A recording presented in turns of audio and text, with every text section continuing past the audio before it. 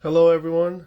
Thanks for joining us. Today we'll be going live with Nibal Ad-Dahouk Abu Hamdan, and we'll get to know her and more about her initiative Zero Waste Community and what she has planned for Lebanon. Before we get started, be sure to listen to us on our new radio talk show on Radio Mont Lebanon. It's called Haki Entekhabat, or Let's Talk Elections, and it airs every Tuesday at 11 a.m. All right, thank you guys so much for the support, and I look forward to hearing your guys' feedback and any questions you guys have. Of course, save those towards the end of this discussion. Be sure to follow us if you guys want any updates or any news about people running for elections. Hi, Nibel, how are you? Can you hear us? Hello, yes, I can. Can Awesome. you? Thank you so much for joining us. Yes, I could hear you perfectly. I Thank you. appreciate you taking the time today to join us and have this discussion and allow us the opportunity to get to know you better and everything you've been doing for Lebanon so far.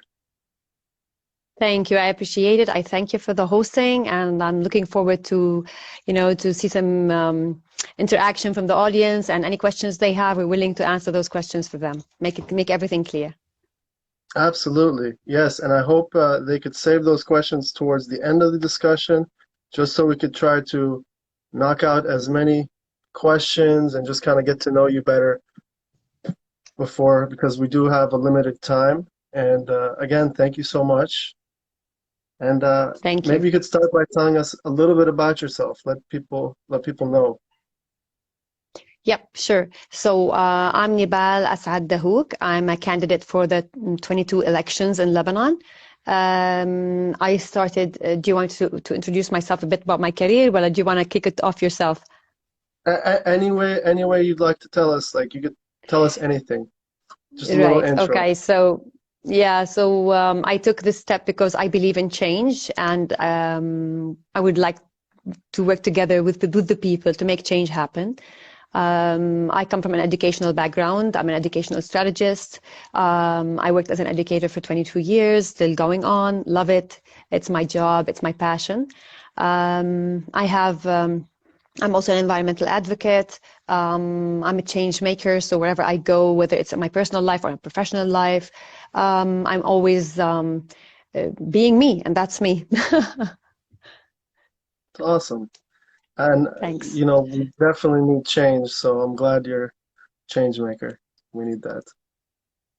We need all the change makers possible, Omar. So let's put this all together. Yeah, we have to work together. Honestly, without Yes. unity, there's nothing. So, uh, hand in hand, change can happen. That's for sure.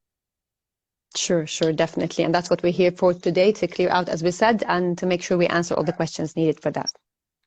Absolutely. Nibal, so can you tell us a little bit about your experience with the October 17th revolution and what made you join? Sure, sure. Well, actually, ever since my teenaging years, I've been this person who would like to revolt against injustice, mainly. That was the thing that really was a deal breaker for me. I could handle many, many things except injustice that falls on people who cannot defend themselves, mainly. Um, Whether bullying, whether corruption, whether standing in line to be able to finish your legal papers in a governmental institution, whether driving on a street and not committing to red light, the red traffic light, simple as that, and having people horn in the behind of your car saying move forward despite the red light. All these simple details in life make a difference for me. And I'm a believer in rules and regulations. I'm a believer in a nation that sets rules and regulations as a priority, and that is really what I would like to reinforce among all other people who are looking for change. This is the way we're going to go forward too. I joined the revolution when it started, just at the very first days of it. And I did join it in the Shouf area because I was a firm believer that if I want to raise my voice or if I make my voice heard, it has to be in a decentralized movement, in a movement where I can be in my own place, where I feel comfortable. So I started from my village. That's where the movement started, and I joined. It was very very humble at the beginning. We used to stand in the middle of the street with flags and, just notes in our hands showing what we want, what we're asking for, making it clear for other people to connect via writings, because many people didn't want to join at the beginning. There was some kind of fear to be broken. And later on, it started building up. The momentum started building up, and people started believing that they can do this as well. And that's how it started. Great, thank you. Honestly, going back to what you were saying about the red lights and just traffic, that's something people never cared about, especially in Beirut, where the lights are actually. We don't have that many lights Yeah. in the Jabal. Well, yeah, yeah, it's mainly in Beirut. It's mainly in Beirut. And at the same time, we have some municipalities who have been caring. We have to also show the positive side, that is for real. We're not going to say something that's not factual. We're going to only state facts today. We do have things that have improved a bit here and there, different municipalities all over Lebanon, even in the Shouf district area. But at the same time, no, we're not. We're not there as a government that represents itself as a professional attitude, as rule and regulations reinforced by law. So that's not there yet. So even now, with the electricity problems that we're facing, sometimes you go and the traffic light is just all 3 lights lit, or it's just not lit, and then you have either one of the police officers taking care of the traffic, or you yourself have to just improvise. And this in itself is another threat for safety that people don't feel. People who have been abroad do feel and do understand how much that is threatening and how much that causes anxiety for people. They just live it on a daily basis, but they don't really know how much that impacts them. So, we need to highlight these simple things in life that people deserve to have to feel safe and comfortable. Yeah, I mean, I haven't lived in Lebanon more than 3 years, so I'm not up to date on the changes. And last time I visited was actually during the revolution. So the thing is, what I'm used to is people going in the opposite direction of traffic, Yeah. and just like it's normal, they're not going to get a ticket. An officer sees that happen, and they don't really do anything about it. That's what we're used to. So I mean, it's good that there are some changes happening here and there. Of course, with respect to our country, we're not trying to talk down, but then again, we need a lot more than what we've been seeing. We need quick action. Definitely. Totally agree with you. Definitely. Can't but emphasize what you just said. Definitely. Thank you. And definitely correct me when I'm wrong if I say something out of place. I'm not talking 100% here. Don't go into Arabic and you'll be fine. How'd you know? I have a history of the family with me. Speaking of which, it's a funny story that before we actually spoke, I had to make sure, like, are we related? Because your last name at the hook, and I was like, okay. I had to ask my mom, and I'm like, dang, we are actually related, which is cool. So that's awesome, but definitely it comes down to your views and the way you think and everything. That's where the support comes in. So I definitely wish you the best of luck, Nibal, and I'm actually really excited to be having this discussion with you today. Looking forward as well. Feel free and go ahead and shoot whatever you have. Thank you, thank you. So you're a candidate for Shouf Yantafid, correct? Yeah, I'm a candidate from Shouf Yantafid. That's where the movement started in the Shouf area that we just spoke about. If you want more details, I can even extend to. It started 3 years back, and that's how we moved forward into our campaign. It's called the Shouf Yantafid campaign, meaning I don't know if somebody's watching us and they don't understand the Arabic words, the Arabic terminology for it. It's kind of sees observe change. This is the literal translation of it. So the campaign Hamid Shouf Yantafid is an extension of our work over 3 years, and at the same time is a hand stretched out for all the people who want to join the change movement, who haven't been part of Shouf Yantafid or any other revolutionary movements. A person who has over these 3 years, wherever we stand from now, all these problems that we're facing, financial problems, electricity problems, health issues, our medical care, our medical system is just collapsing. I don't want to say negative words. I'm trying my best to choose my words, but at the same time, this is the fact. This is what we're living on a daily basis. People can't find medication. People can't access hospitals because they don't have enough cash to pay. At some point, you can't even blame hospitals because people who work in hospitals need money run back by them. They need to be paid in order to sustain themselves. It's a vicious circle we're living in. We're all caught up in. And what we're trying to do is to break this circle. So we're stretching our hands out to all those change makers around us in our smaller society and in the diaspora. If you would like to know more about it, which is our job and our responsibility to do. It's a duty towards your country to learn more about it and then to be able to judge or evaluate, if I may say, rather than judge. Join the campaign, have a look at it, see what values, what processes are put in place.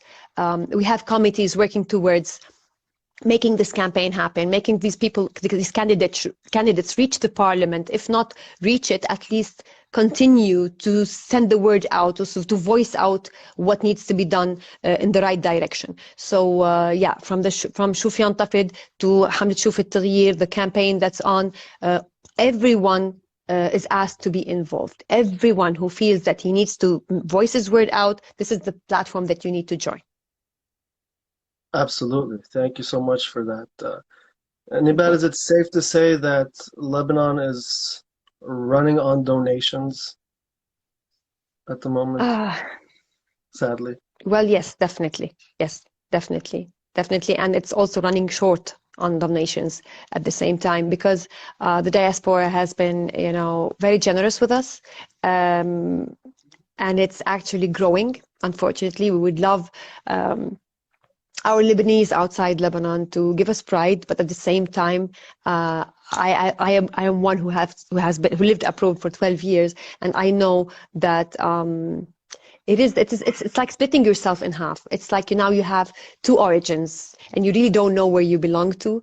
But when you come back to your country and you feel that this is what's happening here, you feel that you cannot leave anymore. It's like it's a commitment. And so it's really coming down to basics, and sometimes we're not able to help anymore. We have lots of initiatives going on, like we have an initiative in my village here that we started, a group of ladies, and it's about providing medication and at the same time maintaining a bit of a well-being, because it started during COVID-19. So there was a drifting away socially, and at the same time people felt very unsafe, not being able to access medications properly, or afraid of catching COVID-19, and not being able to access hospitals, or even going to hospital just for a regular checkup. They wouldn't do that because they know it's highly infectious. So all this was happening, and we tried to bring a ray of hope to this community, this small community. And what happened is people used to donate generously before, but now as it narrows itself down to basics, people are trying to sustain their own families first, and then to be able to, whatever is accessible, whatever is an excess for them, to be able to support us with. And that margin is actually narrowing by the day. I mean, I can imagine. Even I used to support, I still do, but it's really, really hard when it has to happen day by day, and the need continues. It increases, actually. It hasn't, as much as you donate or support, it's not like it's ending, it's continuing, and people have to survive, whether they're abroad or inside of Lebanon. So it's hard because you expect the government to help you, or you expect that your work in Lebanon is paying off for itself. And it's heartbreaking to see that it has not been paying for itself. True. And people have to keep working. People are trying. Yeah, exactly. People are trying out of the weakness to come up with strength and keep going, because they don't have a choice to stop. That is people who still have ability to provide themselves and provide their families. Some people have just gone out of work. Some simple stuff like taxi drivers, they can't sustain themselves. People of different calibers of life. Some people have lost their money in banks and they cannot access them. And they have businesses that can run up an economy, that can feed up into an economy, And this is actually what we're trying to say, is we can help our country. Just give us the possibility to be able to. You locked our money down. You're increasing everything that's coming up to expenses that's beyond the people's reach. You're making this imbalance in financial strategy when it comes to the rate of the Lebanese lira, which is the national currency. All this is not helping anybody sustain themselves, not even the diaspora, because what you used to send to support a family, 2 or 3, by now is barely helping them, get some gasoline for the cars, or for the, I can't really start counting down. I don't want to do that. I don't want to sound like it's very irreparable, because it is. We do have the ability to change things. People are still surviving. We can still enjoy our Lebanese music. We can still feel happy at moments when we be together. But at the same time, practically, we need to take steps, strategic steps to move forward. And this is not happening. The government failed us big time. All the leaders have failed us big time. And they continue to fail us every single day, because we never wake up to a day that's similar to the one before. It's worse by the day. And this is not right. And we have to stop it. Absolutely. And I hope it stops as soon as possible. And that's why we need to work together, and we need to work together quickly, strategically, as you said, to make change happen as soon as possible. Hopefully, we're trying our best. Yeah, I can see that, and that's why I haven't given up myself. Yes, I joined after or during the revolution, even a little bit before, but it's almost about to be 3 years, and we need that change right away. We've needed the Yeah. change years ago. Yeah. And the families that are suffering, the families that are barely meeting that minimum just to survive, we feel for you, and we hope that we can support you and the rest of the Lebanese people. Because even us, we want to come back home and kind of see the change, see improvements, and see why we still love Lebanon. The beautiful Yeah. Lebanon that we used to always come and visit during the summer or in the Yeah. winter. Moving forward, Nivelle, I know we took a little Yeah. time here. You were living No worries. abroad. It's just emotional. Absolutely. I mean, it's a tough subject, and it's not wrong to actually take some time and talk about it. And again, thank you so True. much So for true. everything you've been doing and pushing to make change happen. يعطيك ألف Hopefully, we'll عافية. keep doing that. Inshallah. Allah yafik. Thank you very much. We will keep trying. We will never stop. Definitely. That you can take for a fact. Good, good. It's definitely good to hear that, because it's easy to give up too. It's easy to give Yeah. up. It's the easiest to do. It's the Yeah, easiest to do. the To say leaders have nothing is going made to it. change and we're always going to be there. So let's just, there's no tomorrow behind what this if you allow me to just highlight this thing, because it's always Please. it's a lot used in our dialogue, in our daily dialogue. After saying the statement, nothing can be changed. Okay, so what's next? Life is not going to stop for sure. We're going to wake up tomorrow for another day and another day and another day. So what are we going to do? We're just going to live in this, what can I say, in this crisis forever? Governments are held responsible towards the people whenever crises happen. In regular days, when we used to live regular days, things were not going the right way, but still we were able to sustain ourselves. And we were just living our lives. We were actually very happy, and nothing was going in the right direction. The whole plans, the whole schema for the government shows that we were coming to this failure. But we still lived happily, as if it's forever. But now that we're here, and if we say nothing's going to change, then what about tomorrow? Are we willing to stay like this for years and years to come? Are we willing to allow our kids and our grandchildren live the same situation that we're living in? That the same situation that we inherited from our grandfathers? So grandparents. So I don't think this is fair by any means. And since we don't believe in injustice, we believe we have to fight towards justice. If it's not fair, we have to change it and make things happen. Absolutely. That's 100% correct. Change is necessary, and Lebanon can't stay the same. We can't just adapt to just how deteriorated it's been. We've gotten so accustomed Yeah. to it, and we're okay with it, and it's gotten Yeah. even worse after the Beirut True. explosion. Oh my. RIP to everyone who lost somebody they loved, and Yeah, you and know, we're still losing people on daily basis. Yep. Yep. Just yesterday, just today, two of the victims who had tried to, who have tried probably hard to survive for the families, probably in their subconsciousness, they stayed alive up till yesterday and today, and we just farewell them, simple as if it's another number crossed off of a blackboard. This is not by any means a measure of humanity. This is not allowed. This will not be forgotten, and we shall not pay for this. People who have taken any decision towards this responsibility shall pay for this. We are looking towards a government that holds responsibility towards its citizens. An explosion like the one happened on August 4th would have transformed countries in the world, transformed an identity of a country, mind you, rather than just, resignations of leaders in the country. So what has happened ever since? We're still struggling to have to have it running, to have the pursuit of justice running, and that also is not acceptable. So yeah. Yeah, and just to touch on that, an investigation taking so long to even find any kind of result or any kind of responsibility, it's very reckless. Yeah. It's irresponsible. Yeah, an easy answer for them would say that, as they always say, whenever they have a dilemma that they cannot solve and they refuse to walk away, they would always say, it's not in our hands. It's an external force. There's always this, this external force, this tiny little geographic country in the world, on the world map, is always judged by an external force. And its people haven't had the chance, ever since it started, ever since it initiated Lebanon, haven't had the chance to build this perseverance in such a country, haven't had the chance to create a strong government that can, take care of its own people. You can be diplomatic enough, you can be smart enough, it's not that hard. Like somebody else the other day said on one of the social media platforms, it's not nuclear science, it's just, it happened in countries all over the world, so it's not big deal. You just need the right leaders, the people who are, professional enough, people who have experience enough, people who are willing to put enough effort to make things happen. This is what's wanted.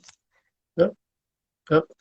And I believe they have experience, but they're using their experience towards their own goals, and it's just wrong. Yeah.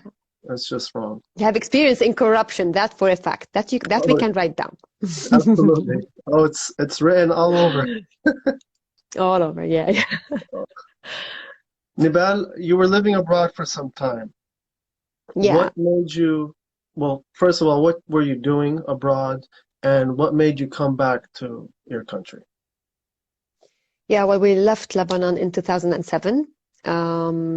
Just a year back, Lebanon was bombed by Israeli bombs. Infrastructure was completely damaged. We were living in the Shouf mountains. We were living in Shouf area, actually. That's suburbs of Beirut.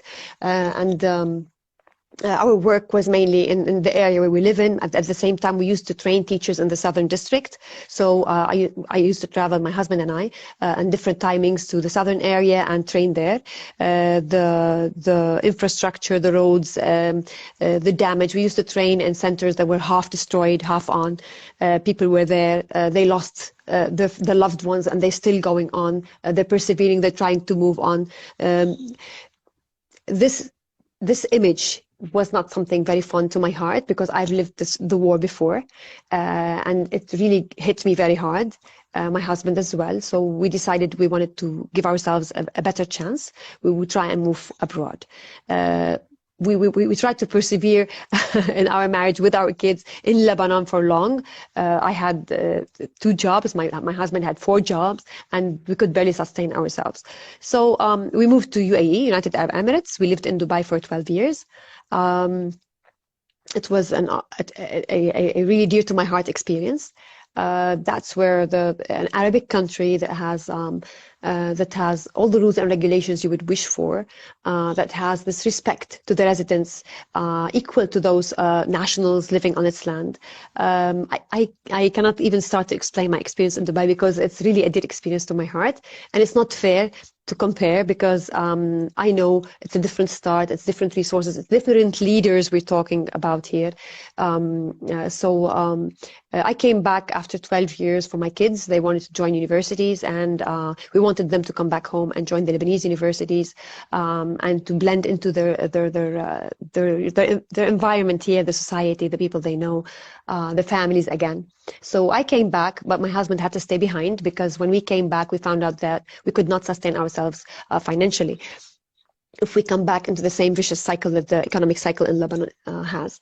And thankfully we didn't both come back because by then, like just a couple of months down the road, we found out that we cannot even use our savings, our life savings that we had for over 12 years just to be able to have our kids pass the university level. So having said that, my husband stayed there. I came back from my kids' universities, and here I am. And I'm going to stay here to make a difference. Thank you. Thank you. Honestly, that sounds like a long journey, and Yeah, I'm glad that your husband stayed to support you from abroad because thankfully. definitely we can't imagine how it would be for your kids, to Yeah, yeah, go through all that. That's honestly, it's traumatizing. For many people, it's very yeah, traumatizing. yeah. Yeah, well, thankfully, my kids probably I don't know if they inherited this or we don't usually try to affect our kids by the way they feel, the way they think, the way they want to decide. We try to put them in a place where they can decide for themselves and have the freedom of choice at all times. So we kind of never said like you should love Lebanon. Lebanon is something to be loved. It's your country. But when they came back here, they felt so committed that now if I ask them, do you want to go back? Despite all the challenges that they're having, do you want to go back or do you want to stay here? They just don't want to go back. They just don't want to go back. They complain a lot sometimes, specifically when it's so hard, when it comes to some times that are really difficult for them. They haven't been there. They haven't gone through this experience. Sometimes it's so hard for them to grasp what's happening. It's beyond understanding, specifically if you haven't lived your young age in Lebanon, and they're trying to cope. They're trying to, to breathe, to inhale all this in. But thankfully, we are here because we are Lebanese, and we should support, and we should live here. And it's not should, it's by choice. Yeah. Honestly, I wish I could live there. I've gotten used to surviving out here, and I do hope to come back. I just hope to come back to a better, more improved, and more sustainable country, of course. So fingers crossed, we'll get there. Yes, we will. Yes, we will. It might take some time, but we're definitely getting there. Oh, absolutely. And fortunately, we still have some time to help, to support, to do whatever we can to make it even, a more sustainable place for all, not just for us, Yeah, for you, me, for all Lebanese, and for people who aren't Lebanese as well, who would like to visit our exactly. country and live there. Yep, yep. It's always been the case. We know those all those journalists, all those historical people. I mean historians. I'm sorry, all those people who found Lebanon this interesting place to go to and live in and write about. And it's interesting that you still pass by people who are originally foreigners, but they love Lebanon and they live here, despite what's happening. So this place is a blessed place. It's rich. Probably if we go through the dialogue, we will talk about the richness in the Lebanese culture, and the Lebanese environment, and everything. It's just it won't go to waste. That's a promise. It won't go to waste. Definitely. Well, I can't wait to finally see the new Lebanon soon. Hopefully, Oh, yeah. Working towards it. It will take some time, but working towards it. speaking of which, so you're the founder of Zero Waste Community, a beautiful initiative, actually. I've been checking it out a little bit and trying to get to familiarize myself with it and just to see what you've been up to.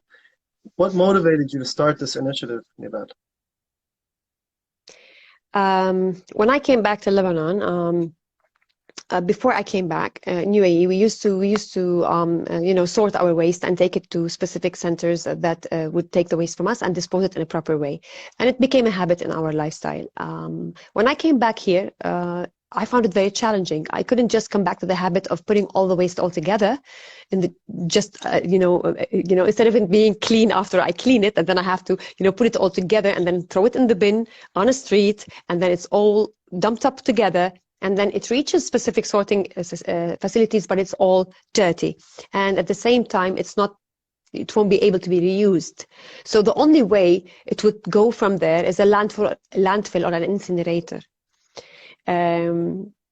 I don't know what is it in me that I cannot accept this fact, but I really cannot accept that fact. And I tried my best to find sorting facilities, or even people who can come and buy the trash and the waste anyway, and just take them to the right place. But there was no trust in the system that if you're sending this out, you know where it's really going.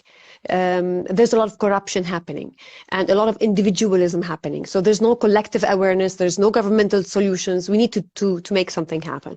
So we thought, a group of friends and we thought, okay, let's start with 17 houses, whoever is available and whoever wants to take this waste and make it reach the right place, just create this proper cycle and see if it works. At least those 17 houses will continue to sort, and that's how it started. And the snowball effect started. And just within a year and 7 months, we have 1,100 collection points in the Shouf district. Those collection points could be a house unit, could be like a street unit, could be a school, a factory, anything. They just contact us. We put them on our system. We get the details from them. They're on our WhatsApp groups. We create routes, and these routes keep going. They collect the trash right from the doorstep that you prepare them for us, but they're completely sorted. It's not just like half sorting. It's complete sorting, and it's clean sorting, smart packaging, and you won't believe how committed the people are. It was actually an eye-opener. It's definitely an eye-opener for all the people who are listening to us now, for all the people who have heard the same thing that I've heard. It will never work. The environment is the least on people's lists. It's not their priority. It is indeed. And we have people who wait for us to come and collect their recyclables. And if we are late for half an hour, they actually bug us to ask, where are you? So yes, we are there. We're committed. We're there to follow up on this project. We've made some gests for people in areas who don't have anything to do with such a system, like in Alay, in Shuaifat, in areas around us. They don't have such initiatives. We made some gests here and there. But as I said before, in relevance to what we have spoken of, it's not easy to sustain. The daily rise of gas prices is not a help at all. It's a challenge on daily basis. But we're still doing it, and we will continue to do it as long as the community stands by each other. Absolutely. It's a habit, throwing trash on the floor in Lebanon. It's been a while since I've been the window. Yeah, just easy. Okay, cigarettes, empty bottles, bags of chips, whatever it is, tissues, just throw it. I've seen the trash cans, and a lot of times they're full anyways. So I hope that's changed at least a little bit. But with what at least we did our part, and we're still willing. Yeah, we're still willing to keep it happen. Yeah, with what you're doing, I'd like to know how has it helped people in the community? How many have you helped? A lot of homes? Can you just give us a little more insight on that? Yeah, sure. Well, actually, how it works is, as such, it has 3 main targets. It has an economic, social, and environmental target. So when we do this, we don't usually deal with public money, if I may say. In a sense, we don't take money from people. We don't buy the waste for anything. We just ask the people to volunteer to give us this waste to be able to fill up the cycle. So the cycle goes. We collect the trash. We help people, vehicle drivers, assistants in the vehicles, in the route, in the transportation. We've rented a warehouse to be able to support ourselves as well. We have workers in our warehouse. What else? We have the rest of the expenses for the process happening as well. So all this is fed up by whatever waste we are disposing of in a healthy way, and we're getting paid for. So this in itself, it's feeding itself as much as possible. Sometimes it's laying behind because of what's happening. So I'm going to give you an example. Like people used to buy food excessively with plastic covers or with in tins and cans and stuff like that. It was available for people. Nowadays, it's very, very expensive. So the consumption of this material has decreased a lot. And at the same time, also, whatever we're getting from the houses has decreased as well. So to be able to sustain this process, whom we're trying to improve and develop, is not easy, because we should move forward instead of, decrease the ability to sustain ourselves. So we're trying our best even to go towards legalization, where we can get funding from international organizations who are interested in such a concept. But we're still at the beginning of the road, if I may say. There's a lot happening. We're trying to cater to many different initiatives to support the society. So yeah, so we're juggling a lot of balls here. I can imagine. It's definitely a tough task to take on, and all the best. Yatiki Alfayafi once again. That is very difficult to do. And I mean, it's good that it's self-sustainable to an extent. At the same time, as you said, with things getting more expensive, obviously the trash might decrease a little bit because people aren't bringing in as much things. Gas prices, which is positive. Let's not send out negative misconception and messages, right? It's positive, but at the same time, we need to spread the word, to improve our services, to improve actually our reach out for people, so that we can have more people joining in the campaign and keep it running. Absolutely, yeah. And definitely anyone who is watching us now, do support Zero Waste Community, and if there's a similar initiative in your district, definitely support that initiative. It is very important. Yes, please do. Please do. Please do. Please. Little by little, I'm sure Lebanon will be as clean as it used to be way back. Yeah. So does the initiative have any political goals or affiliations, if I may? Oh, not at all. Not at all. It's if I may say, if it's a civic initiative, it was initiated by for youth, if I may say, youth members. We have all kinds of people involved in our community. We share the commitment towards our environment, our health, and our safety. So those people, we have people from different kinds of parties, belief systems, whatever you may say. It's a diverse community, and we love it for what it is. And we love the fact that we were able to find one thing that unites us and brings us together. And this community is a zero waste community, and we love it. And we're so committed to it, despite the challenges that we've been through. For example, our routes used to go on weekly basis to specific areas, and now it's going on bi-weekly basis. And the community still understands, and this community is still committed, because they know we've been very honest, we've been very transparent with them, and they've been very flexible. And this is a blessing. And it's something very positive that people need to listen to. We're not saying what did we do as founders. We're saying what did this community do. Can anybody imagine this was happening during the crisis, the financial crisis, during the COVID, during all these things, during the rise of the gas, drastic rise in prices, and we're still trying to survive, and we will. We will. Absolutely.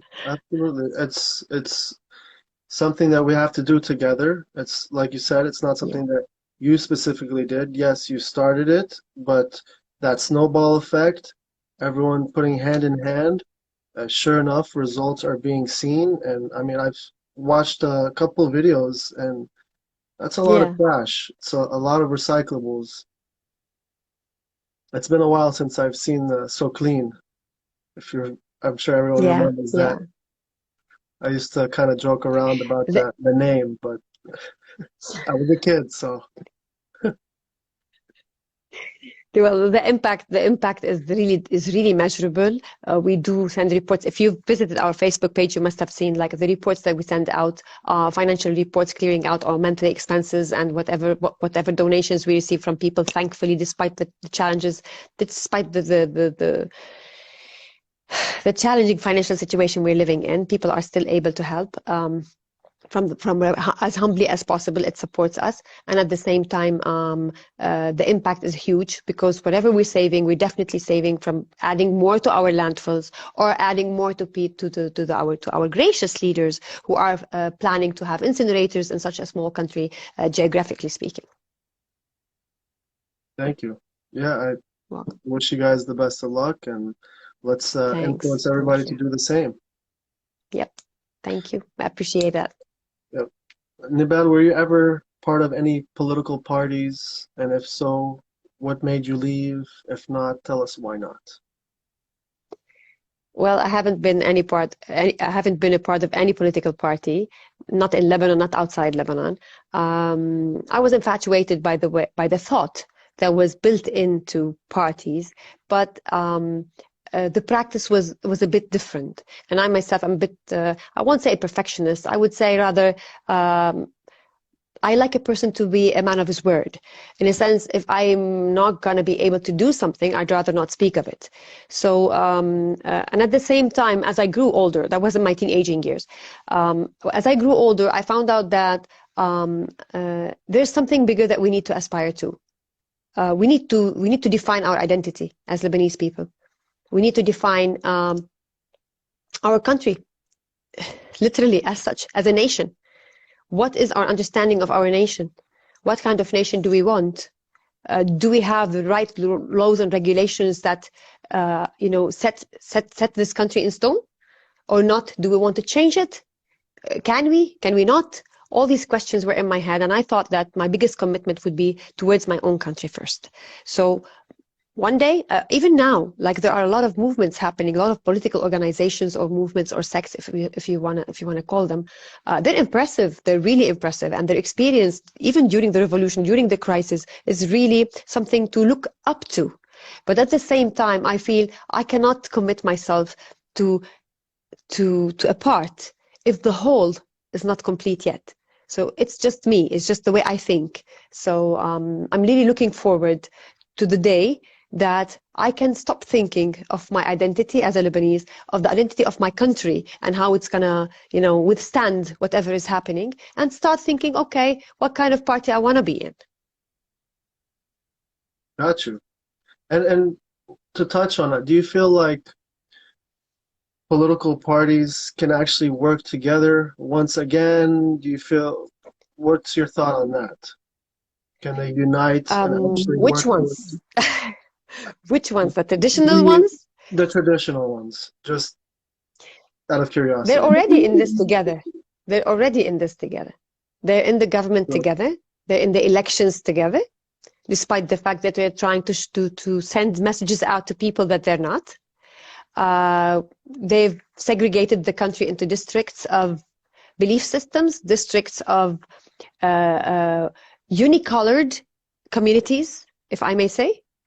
And there's always this threat of the others, like as if we're always in threat. And people out of safety, which is the basics in their life, they just stay where they are and in their comfort zones. And people who have flown out of Lebanon, this 10,452 kilometers square piece of land, one of the closest to my heart. If you go out and you see the world, and you see that you're not threatened by the world, you will understand that you're not threatened by your own people. If you meet the Lebanese people, your Lebanese partners outside Lebanon, you will know there's nothing to fear. So all these parties, traditional parties in Lebanon, if they're listening to us, I would like to say, if you have an intention towards a country, towards a nation, make it happen. You have the resources. You have the thought. The thought is already built in their systems, right? All they need to do is to refer to it. Revert to your thought systems. Practice what's being preached. Make the change happen from within. We're not asking the people who love parties or who are committed to parties to leave their parties and go against them, or revolt from a different place. Just standing into it's like a war zone. You're in one place and I'm in the other place. We're not. We're all in the same place. So what you want to do, you want to make change, you believe in your party, I ask you to make change from within. To look for people who are fit to be in the proper places. To stop corruption from wherever you are. Don't leave your party, stay in it.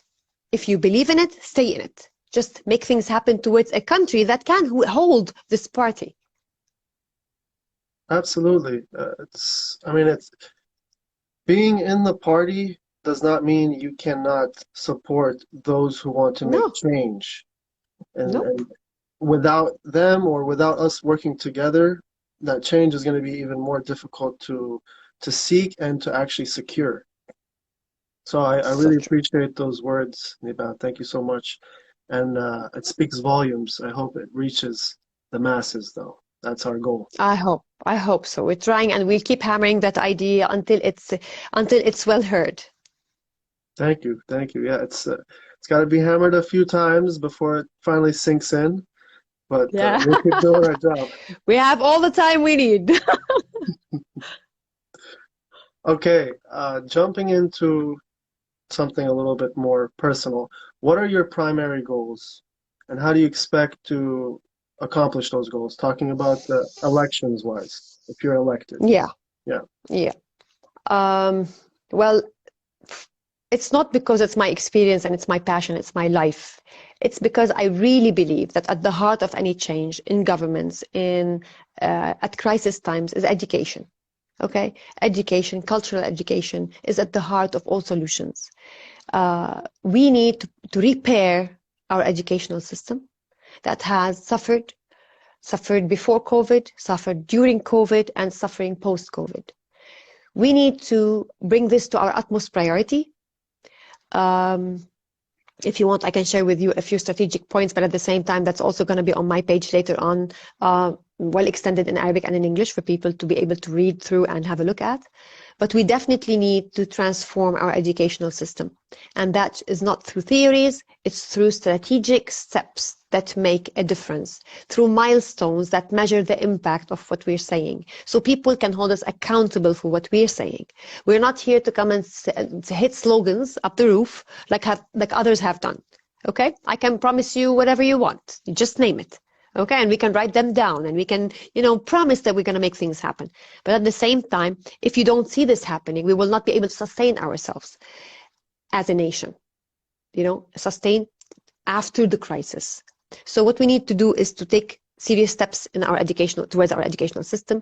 What we need to do is we need to take serious steps into sustainable living, including the environment, including resources. Lebanon is always like a person who's threatened all the time by the resources that he can get from external countries exported into his country, just to be able to have some light in your house, where you can simply run sustainable energies from water, from wind, from sunlight. And we are the land of water and wind and sunlight.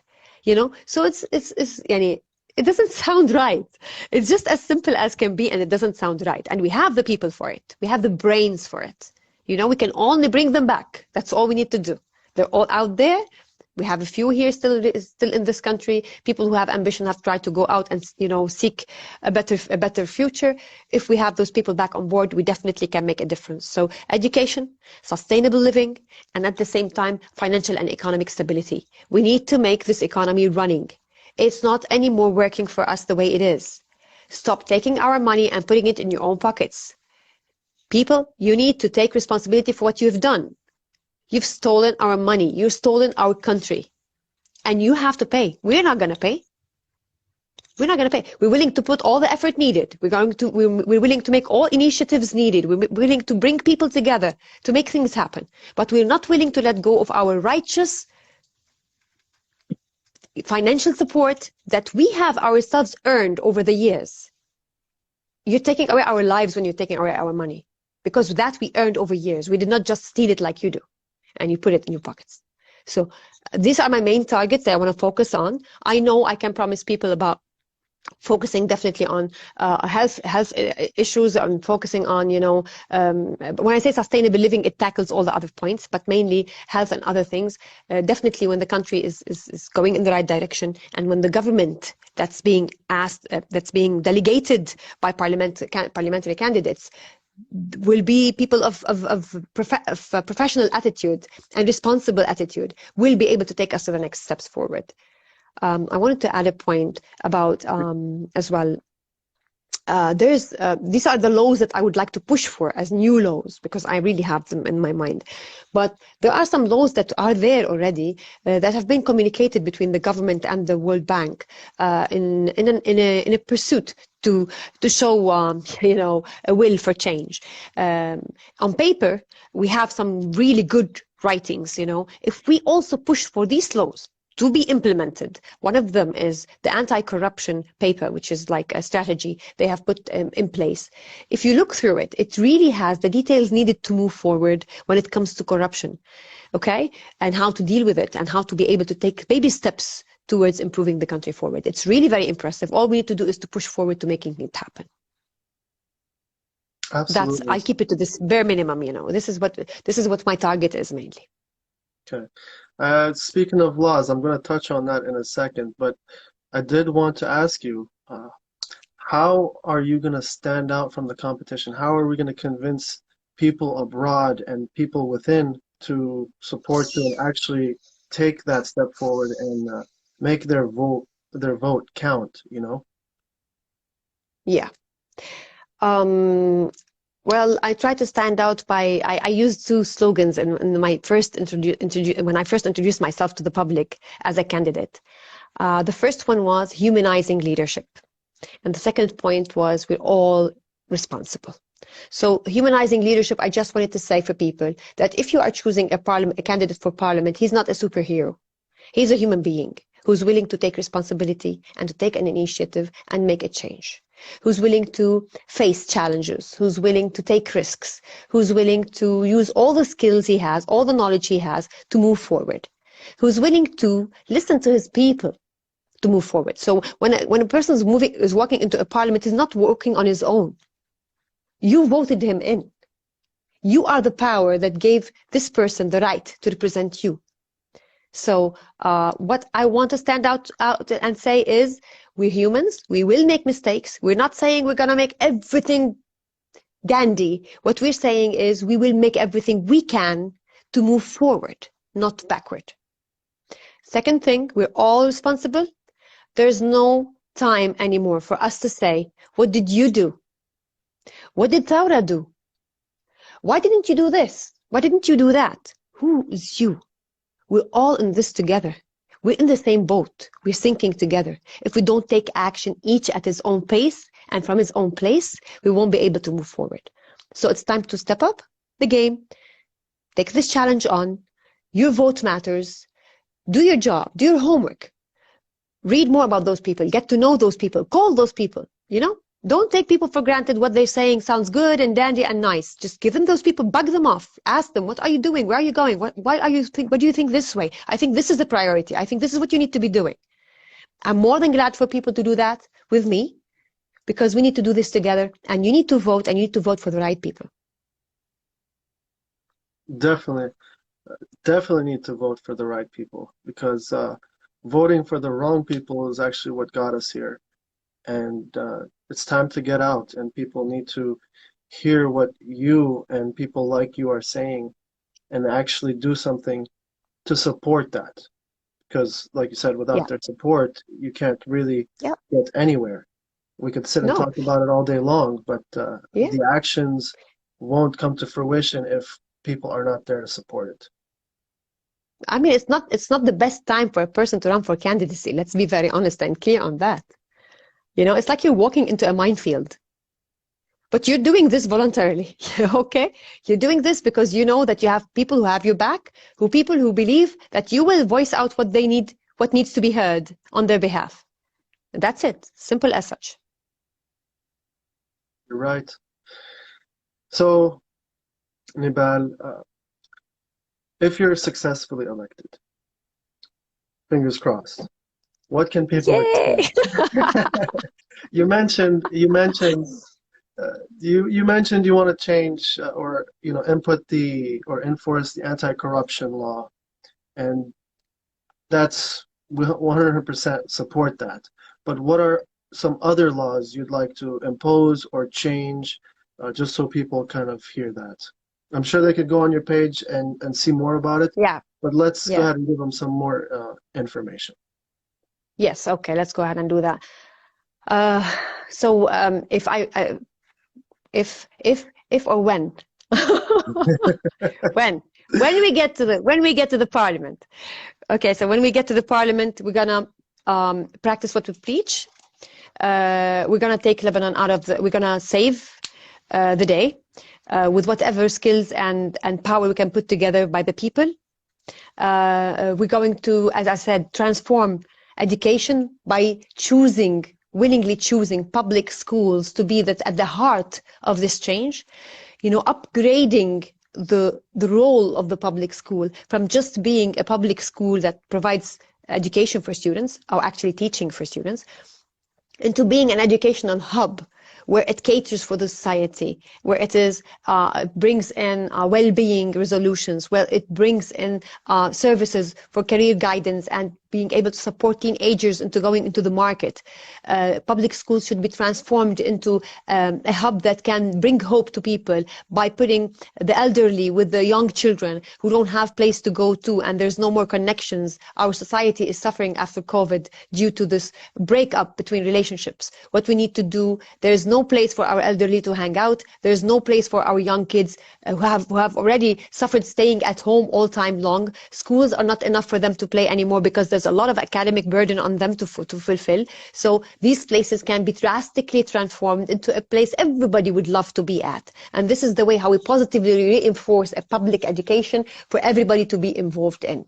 There will always be a space for the private education to exist, but what we want to really reinforce is public education that brings equity in education for all. And when we say education, it's not only the academic level. We're also saying that it has to bring the well-being. Imagine all these points on the map of all these public schools being like hope, rays of hope. Okay, then I think Lebanon will be well lit. This is as simple as I can bring it to a vision. And the second thing, as I said, sustainable living. Sustainable living can happen when people are part of an economic circle that is built socially and to the need of the people. Our market is so shaky right now. We really don't know what people are going to vet on. We really don't know how are we going to pick it up and move. So what we're going to do, we're going to start with the diagnostics from the base. Okay, we have initiatives, we have organizations, we have small businesses who cater to environmental solutions and sustainable ways of living. So we're going to make this network together that is going to upgrade the level of living into creating employment opportunities, into creating resourceful solutions. And this will also upgrade whatever we have. What we're doing is we're trying to, make resources out of our waste, and at the same time make resources out of our rich resources in Lebanon. Okay, as we said, the water, the wind, and the sunlight. And having said that, we will minimize a lot of expenses for the government that can just simply, shift us up. And that's the basics. That's starting from my points of strength, as I may say. Despite that, we've spoken already about the anti-corruption strategy that needs to be really taken into details and spoken of. It's really very detailed and it's very impressive. Thank you so much, Nibal. I really appreciate the details. And as I said, what you're saying, it speaks volumes, and it definitely starts with educating our youth and improving the educational system. Yeah. Anti-corruption is very important, and sustainable living, environment is very important in Lebanon. We actually we have so many trees, we have such a beautiful land, and going back to the environment, we've always suffered from fires, which sometimes I feel like they're on purpose, and sometimes I have no idea how they started, and we're just tearing down our beautiful land. So, you just mentioned this. Do you want me to say something about this? Sure, please. There's a law in the parliament about bringing in more rangers to the forests, because we have this huge acres of land that is, it's how can I say? It's a fortune. It's our fortune. It's what we praise ourselves for. It's what people praise us for. Oh, Lebanon, the green Lebanon, just for the sake of, keeping our image, if I may say, just for the simple sake of that. Take the law into application. It's just as simple as that. Add more rangers. People will have more jobs. They will be held accountable for. We will have our environment. Simple as that. Just such a simple law cannot be approved if it's not catering to different parties, different belief systems. So it's part of the corruption. Corruption is not allowing a person to sign up for a law that will help us stop fires in our forests. This is one very, it might seem ridiculous for the people who are listening to us. Don't take me for granted. Go ahead and research that. Yeah, that's ridiculous. Yeah. It's not, it sounds ridiculous. Yeah. It is ridiculous. And that's part of the main problem, one of the main problems, which we have many. And they're standing in the way of that. So we definitely need more people like you in our government. We need Thank to. you. Yeah, you're very welcome. And thank you for actually saying that you care. And we actually see it with Zero Waste Community. So we can't wait to see what you can do from within. And I we will hope give so. you I will full try my support. best. That I can promise. That I can promise. Since you're running in the Shouf district, Nibal, what are some of the main Yes. problems that the Shouf is suffering from, people in the Shouf? Well, people in the Shouf are suffering just like everybody else in Lebanon. It's the same suffering all over. We definitely need a lot of growth in what we do in our society as a whole. Our roads need restructuring. Our infrastructure needs revisiting. There's a lot to be done, but we can do it. I don't wanna end up on such a note, on such a negative note. I will say people are the asset. There are the resources of the country that are there, and there are the people who are the asset. It just needs those people. We just need to pull those people out from where they are.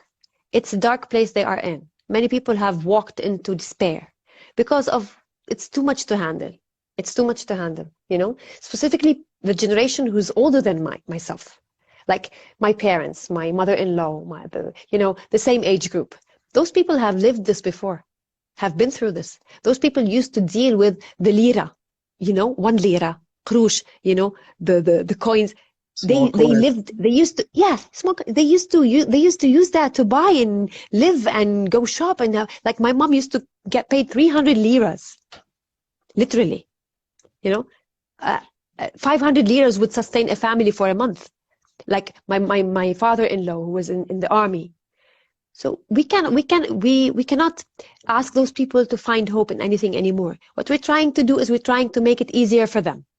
But for the people who are my generation and less, we are held responsible for every step we're going to take forward. Take your decisions, whatever your choice is. The Lebanese law, the legislation allows you to decide whatever you want. You have freedom of choice. Take your choices, and we shall be held responsible for our choices. That's all I say. In Shouf area, just like in any place in Lebanon. I have friends all over Lebanon. I was lucky enough to travel abroad to have them. If I stayed in Lebanon, I wouldn't have had them because I would have studied in schools and universities in my district, knowing people from my district. This is how Lebanon was built, unfortunately. It was segregated as such. But having went abroad, I have friends, family, brothers and sisters from all over Lebanon. We all have the same concerns. Most definitely. And yes, we don't want to end it on such a sad and negative note, but it's definitely something we have to ask because you're part of that district, and people abroad need to know what the Shouf is suffering from, what Zgharta, what all the districts across Lebanon have been suffering from. And there's a lot of similarities. So them hearing this, it just kind of reinforces the fact that we need their support now more than ever. Definitely. We lack, we lack electricity, we lack water, simple water. We have rainfall, we have snow, we have rivers. We can't even, there's not even enough, how can I say, there's mismanagement to an extent. Sometimes people run out of water even in winter. It's not just, that's in my district. And I know other districts who suffer from water supplies as well. They pay for it. They pay for water to bring it to their homes. It's just like we're talking about people who like I don't want to give comparisons. I'm just going to stick to what I said. Let's say electricity. We can create, factories from running water, from wind, from sunlight, as we just said. But no, it's not accepted.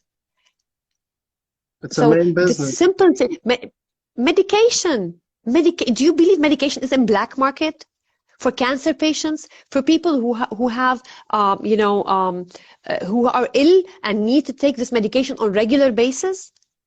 It's not a joke. People are dying in silence.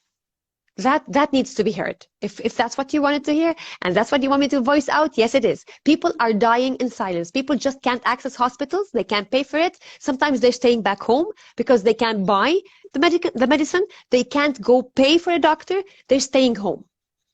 And people who have, for example, blood pressure, who have, diabetes, those people, they need the medication on a daily basis. What about cancer patients? They're paying for the medication in black market. They're selling homes. Some people don't have anything to sell. It's sad. It's And very, very sad. it's a true story. I swear. It's not something I'm exaggerating. It's a true story. I know. And some people might not. And that's why we're trying to voice this out, because it is such a serious situation, and even some people in Lebanon have just become accustomed to it. This is how life Yeah. is for us, and we can't do anything to change it. Yes, you can. You can do something to change it. Together, we can make that change happen. So now's the time for action. And with that being said, Nibad, how can people support you if they want to support? Well, people can support first of all by taking a stance and thinking really what is it that they want, and looking for people who represent them. Even if it's not me, I'm totally fine with it. Okay, just please do your homework. Go and research those people. We have our social media pages. Unfortunately, we're not very well supported by the regular platforms, the TVs and radio stations. It's because each and every one of them is relevant to a specific party or political view or anything. So we're using the free internet, if I may say, for people to have accessibility for us. They can support by voting for better choices. They can support restarting campaigns. Soon we will be announcing our lists. We will definitely need any support needed in that matter. I do ask that very shyly, because I know that people who are going to support, they might as well support when it comes to medication, when it comes to food, when it comes to sustaining a family. And that is what the system had us face. So if we would not go through elections as revolutionary people, we will be held accountable for it, because we did not take this stance to voice our word out, just like we did before. And if we took it, people will also hold it against us, saying, you know what, now you're thinking about elections, people are dying, people don't have food to eat. This $100 that you're going to pay for whatever step you're going to do in your campaign could have been supported somewhere else. But what I want to say is, let's look at the bigger picture. If we do not move towards a better country, we will always need support later on. Like right now, we still have few people who can support and who are at a better ground than others. But if we keep going in the direction that we're going to, there will be no one in Lebanon who can support anyone, not even the diaspora. So what I ask from you is, please, let's not go judgmental. Let's go evaluative mode, right? See how you can support from wherever you are, and you do it the way you want. And I thank I thank you. I thank everybody who's watching us. If you have anything, you can always reach out on Insta, on Facebook, any way you want. You can even ask for my phone number and talk to me. I don't mind, as long as we can make things happen. That's a true politician right there, Nibal. Being able to Thank you. communicate. Yeah, absolutely. I'm being serious. That, you deserve that, because politicians need to interact with people within their community or outside their community. They need to interact because they're supposed to serve the people, and so Definitely. that's part of our jobs. Your job specifically, if you are to be successfully elected, people need to be able to communicate with you on big matters, just like they should with all the current leaders. We should have access to them and to be able to seek support, not monetarily, but as far as on a country, on a big level. Country level. Yeah, Yes, country level, indeed, exactly. indeed. Yeah, Nivelle, we are running short on time. We're going to jump into yeah. questions in just a second. My final question to you is, if you didn't win this election, are you going to continue? I probably know the answer, but are you going to continue to do your, your, what do you call it? Basically, are you going to continue doing this great impact that you've been doing with your initiative, Zero Waste Community? And will you continue to support, excuse me, not support, fight corruption, this Yes, injustice? of course. Yeah, yeah. It's a lifestyle. It's built in. Unfortunately, I tell the people who are speculating on this, it's built in. It's something that I cannot change. And at the same time, yes, definitely, I cannot let myself down. This is a commitment I've taken gladly, happily. It gives me joy to be wherever I am right now. I have a commitment towards the A team, the people who are behind this interview, and behind me being in the front row. I'm there for them on their behalf. So definitely we will continue. We will withhold. We will look forward. We will have ambition. We will have hope because change is inevitable. It's the rule in life. If you look around, change is inevitable.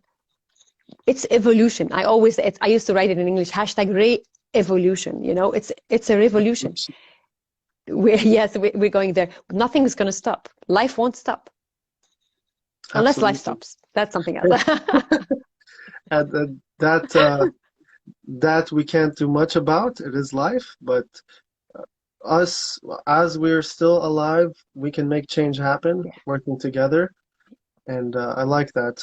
Re-evolution. I like that. yeah, yeah. Uh, Nibal, we did have someone who asked us a question. Basically, they wanted to know, what is your message to those abroad? And of course, we're going to take some more questions. I believe we might have some, but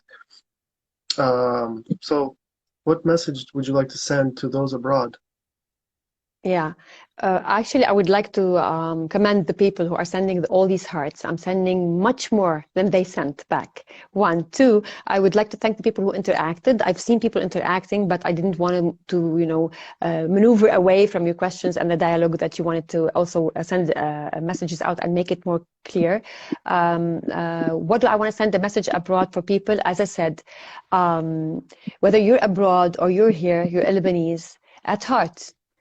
You don't need anybody to ask you to do something.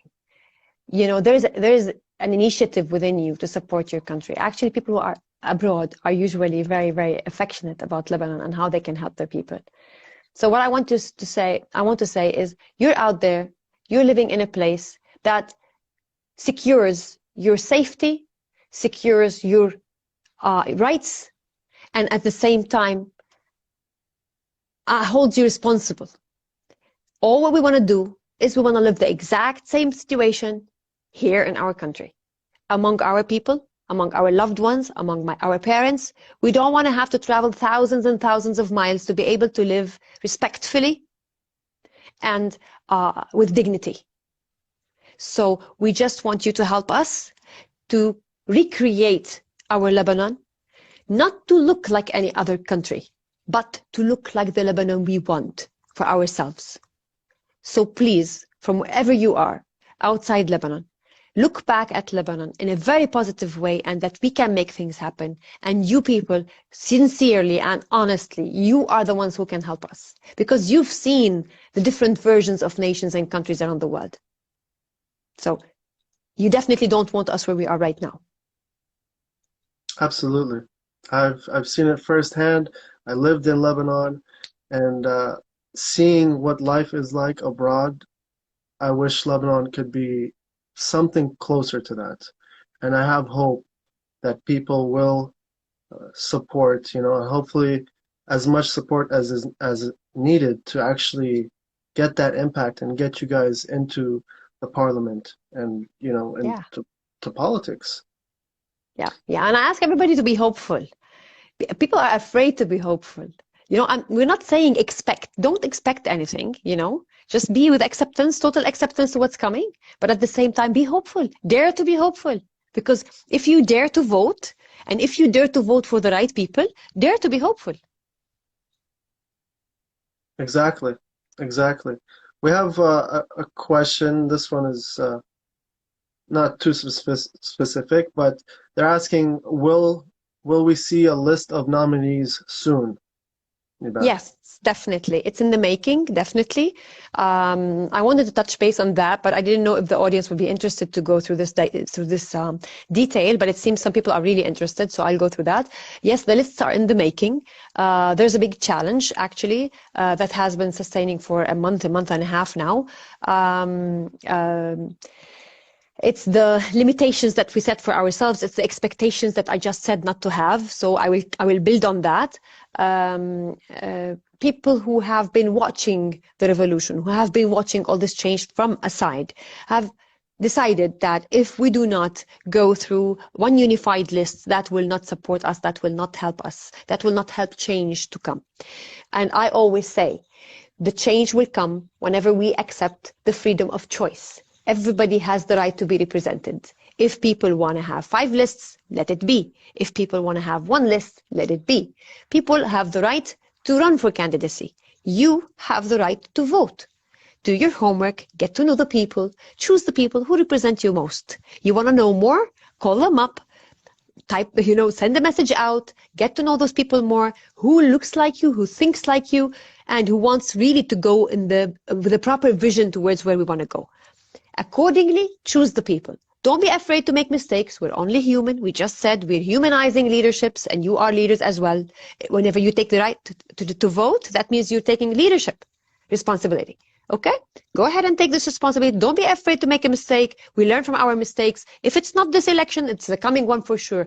But make sure that you do your homework, because at the end of the day, you're not going to tell me, hey, you didn't do well. Oh, you didn't do your job. You didn't do your homework. You didn't do your duty and responsibility towards your nation. Thank you so much, Nibal. Yeah, it's definitely it's our responsibility as a whole.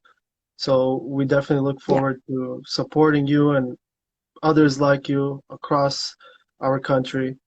A message, Thank you. someone sent a message and said, you should be very careful with all the opponents in the Shouf area and speak up if you receive any threats. And they're wishing you all the best. So, and thank you for representing Thank you people very who want much. change. Yeah, thank you, Thank you. Luna. Yeah, that's Thank you all. I appreciate your support. I appreciate your warm words, and I'm gonna definitely check everybody what did they write down after we finish the live. And I haven't received any threats. I don't think I'm gonna receive any threats. It's all an illusion. We're all in here to live together. We're all here to coexist. If we don't, we will not exist anymore. We will cease to exist. So don't worry about that. We're in the frontliners for you. You do the right job that needs to be done. absolutely. And thank you so much, Nibal. I do want to end it off with final words from you for everyone, but give me 1 second. Guys, if you have any more questions, do ask it in the comments when we post this video. And also feel free to reach out directly to Nibal and Yes, ask please. all the important questions you'd like answered. We will do our best to get those answered for you together, of course. And if you did miss this, we will have this live aired on Radio Mont Lebanon on our talk show, Haki Entekhabat, or Let's Talk Elections. So feel free to tune in on that. Nibal, thank you so much. Please take it away with your final message. Thank you all. I really don't have much to add. We've spoken a lot. I think we will just let what's coming next speak about us. Looking forward to interact with each and every one of you guys.